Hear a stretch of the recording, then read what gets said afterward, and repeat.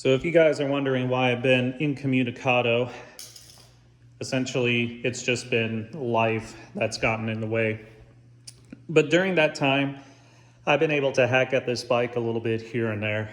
And so, technically speaking, I can confidently say that I successfully tore apart and put together a bike, at least from a anatomical standpoint.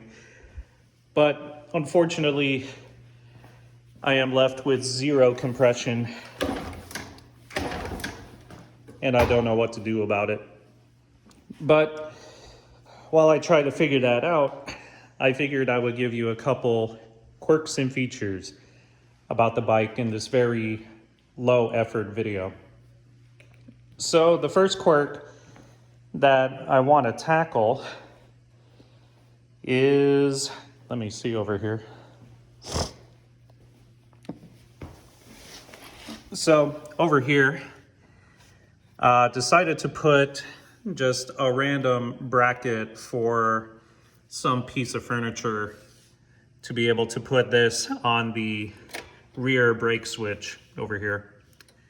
And so, reason being is I have no clue. So on the yellow CT90, this is placed vertical, or at least if we're talking about this object over here. And so that kind of left me wondering what the hell is going on. And so I just put this in here, was able to get it to fit, and then have it be able to successfully pull back and give me a signal from there. Next is the mechanism to get the brake switch to work.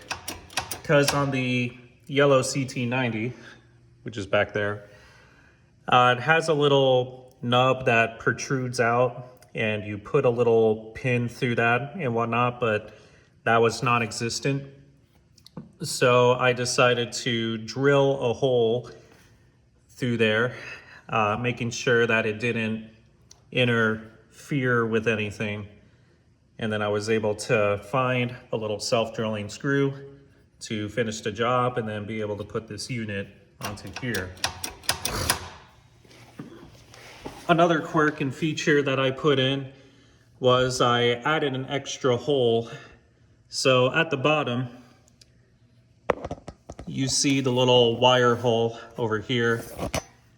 And then at the top, I added a hole over here to put the condenser wire through, or not the condenser, the ignition coil wire through. So we got that.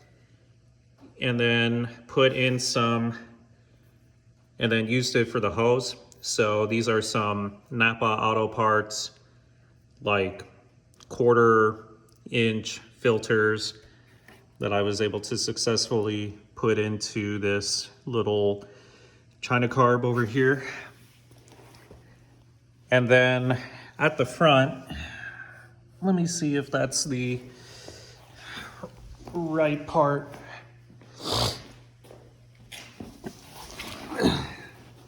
So over in the front, I didn't have a bolt that could successfully go through. So I just took this random, I think it's like an M10 bolt, and took that. It already had a hole in it to go to some other part. So I just decided to expand upon that hole and just drill a hole big enough for this to go through.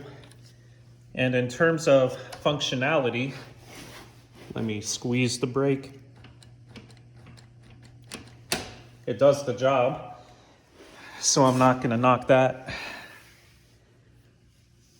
And then for the external oil can, I had a guy ceramic coat the inside, so now this is completely functional, because before there was a lot of rust. Same with this tank. And then over here, this is my MacGyvered little wire set. I'm not sure where the wires were originally in terms of under here, but I decided to colloquially call this the tumor because it just randomly sticks out. Over here, this part is loose, so I decided to put just a regular zip tie in here to reduce the amount of give that was there. Back here, I flattened out this part because I couldn't find the rear bracket for this. Drilled a hole in there to put this in, and then what I did was I took one of these little hook pieces and screwed that onto there. That way the brake cable wouldn't be able to touch the motor in any capacity.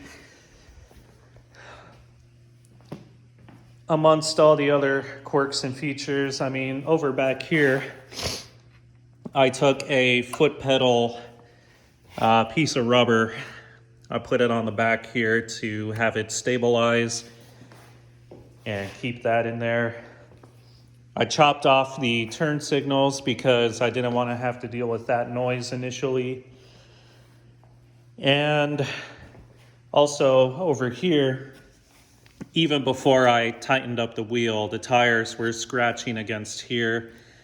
I noticed that there was a little wobble in this tire.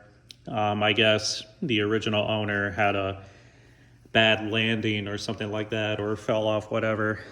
And while that's something I can't necessarily deal with, I took a metal saw and took a diamond drill and just drilled the beveled edges off of here. That way it wouldn't scratch the side so often. Did a hack job spray painting these. I'm gonna go back and spray paint that a little bit more. Oh my goodness.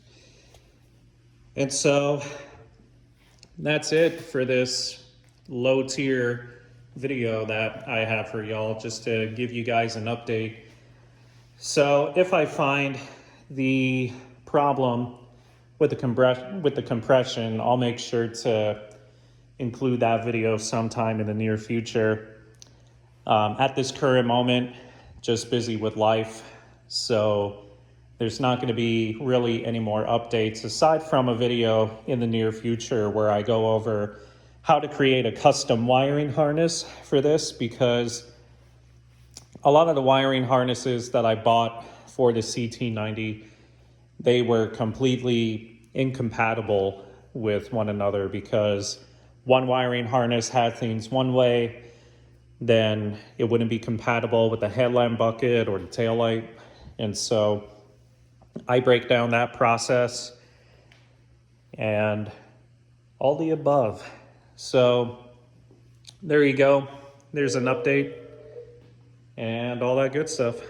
Appreciate you. Ride safe. We're all your gear.